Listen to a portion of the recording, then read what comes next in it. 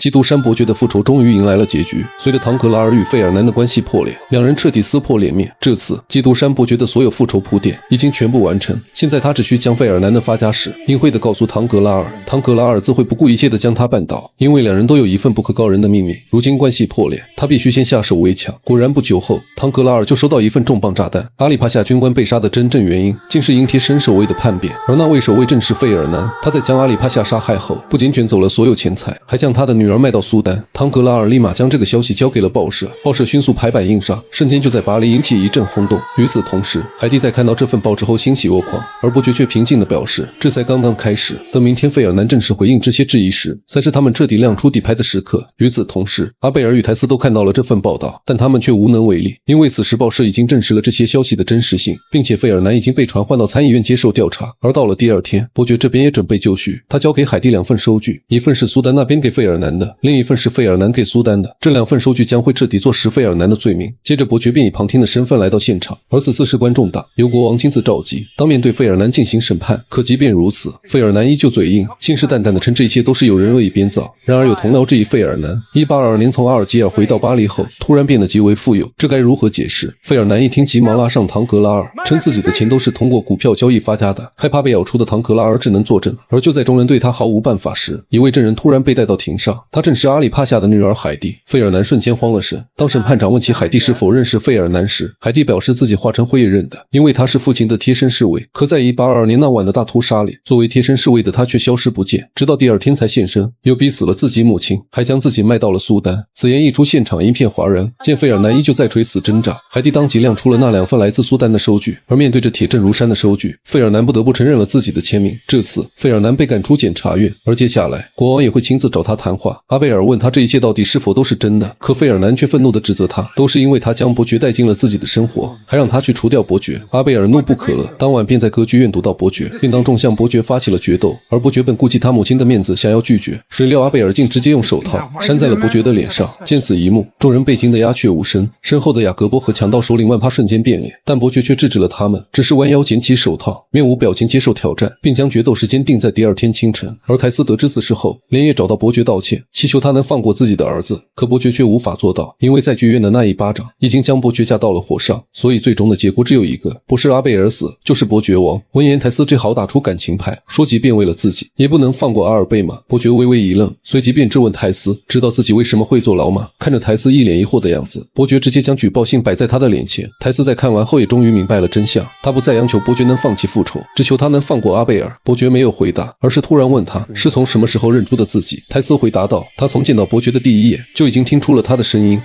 The voice never changes. At first, I denied it was you, but love speaks from the heart, not from the mind. 伯爵听后倍感焦急，最终他同意放过阿尔贝，但这并不意味着他会放弃明天的决斗。But for that to happen, I must die. 而第二天一早，随着双方人员就位，伯爵与阿贝尔的决斗正式开始。但在开始前，阿贝尔却率先道歉，因为他从母亲口中得知了真相，才明白伯爵对父亲的复仇天经地义，所以自愿放弃决斗。就这样，阿贝尔失魂落魄地回到了家里。父亲费尔南还以为伯爵已死，谁料阿贝尔却说自己对他失望至极，以后都不会理他。费尔南一头雾水，拿出宝剑便冲到伯爵家里，气势汹汹地要向他决一死战。但伯爵却不慌不忙，在狠狠羞辱他一番后，由于无意识地讲出了自己的身份。费尔南瞪大双眼，满脸的不可置信。可直到伯爵将举报信拿出来时，他才终于认命，灰溜溜地离开了。而当他回到家后，妻子和儿子都已经收拾好了行李，费尔南彻底失去了一切。最终，他举起手枪，结束了自己罪恶的一生。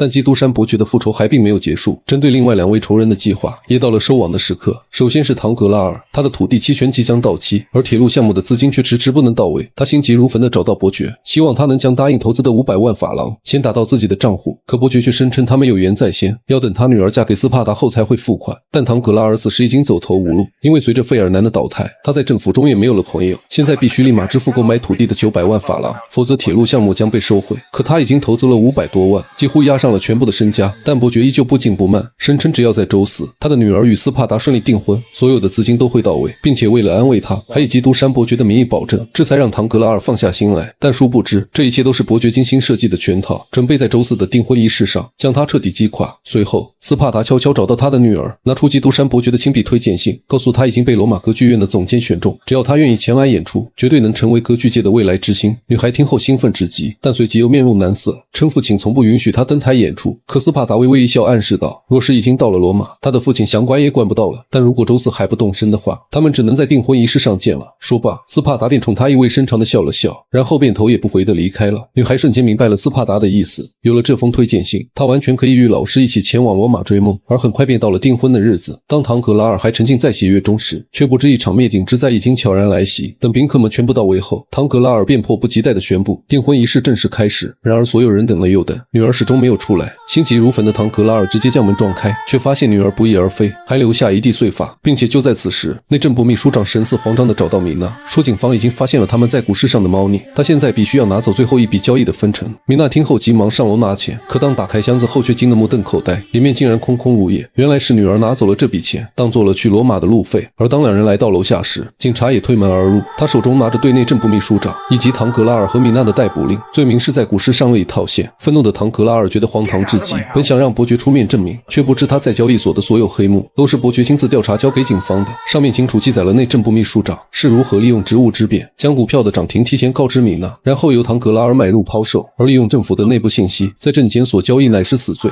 所以三人被当场逮捕。看着这一幕，伯爵如释重负，接下来他的仇人只剩维勒福了，而对付他只需在审判那位男孩的现场将接生婆当作目击证人传唤即可。所以当维勒福看到接生婆的瞬间，顿时大惊失色。接生婆缓缓开口，称自己在16年前亲手接生了男孩，而孩子的亲生父亲就是维勒福。此言一出，现场一片哗然。维勒福听后愤怒不已，说之前接生婆就以此事勒索过他，这是严重的诽谤。但审判长却制止了他，让接生婆继续讲出孩子出生后的事情。而据接生婆回忆道，当年维勒福在给他付了钱后，便将他赶了出去，还威胁他不要告诉任何人。他当时就感觉不对，于是偷偷在树后看着维勒福将一个箱子埋进地下，等他挖出来时，才发现里面竟藏着一个活着的婴儿，而他便是如今的男孩。听到这，维勒福这才意识到自己要审判的人竟是自己的亲生儿子，更想不到自己与亲生儿子竟会以这般残忍又讽刺的方式相认。最终维尔福身败名裂，面对审判长的判决，他坦然接受，并默默地退出了法院，而等待他的将是最严厉的死刑。这次基督山伯爵的复仇之路正式结束，而天下也没有不散的宴席。对于卡德鲁斯，伯爵不仅给了他一整袋的钻石，还帮他在巴黎的闹市区开了一家生蚝店，继续从事他的本行工作。而在临走前，卡德鲁斯问他是否已经赎罪。 Have I redeemed myself?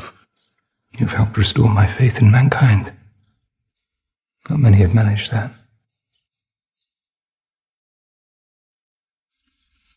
Write to me. I hope when this is all over, you find peace, Edmund. As do I. 而至于雅各伯与他的表弟，伯爵诚挚地感谢他们两人在这段时间的鼎力相助，现在可以回家了，而自己每年都会给他们寄一大笔钱，并且还有巴黎的所有产业全部交由雅各伯处理，无论是变卖还是经营，他都不再需要了。他要去旅行一段时间，去追寻内心被禁锢了14年的宁静。 Oh, when you send the money, send a little letter with it. Let me know what you're up to. When I get home, I'm going to learn how to read and write. I will.